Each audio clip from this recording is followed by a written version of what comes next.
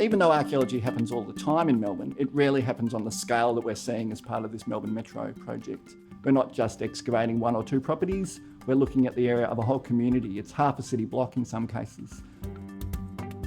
By doing this project and opening up these areas that will ultimately form entrances to the tunnels, there's a real opportunity here to recover some artefacts that will hopefully help piece together some of the history of Melbourne and contribute to a different aspect other than just delivering huge infrastructure. Once archaeology has been impacted, that's it. You actually don't get another opportunity to investigate it. So it's very important for a project of this scale that the excavations occur so that we get that information out of the ground, so to speak, analyse it and contribute to our understanding of the history of Melbourne.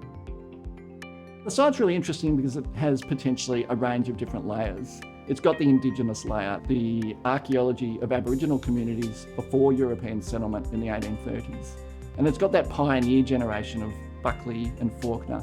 And then, of course, Melbourne has a massive period of transformation in the 1850s with the discovery of gold. The population absolutely explodes, it becomes a very wealthy city, and the architecture changes again.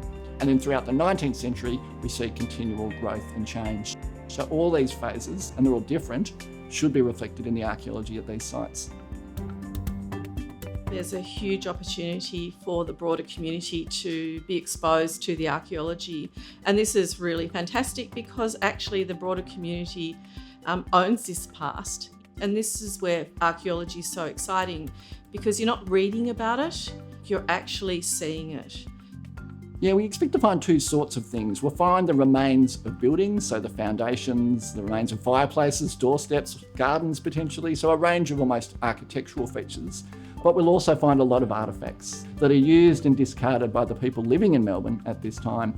We could potentially get over 500,000 artefacts. Of course, the value of the artefacts is not in this sum total of numbers that we find, but it's in the information that it gives us that we don't already know about early Melbourne.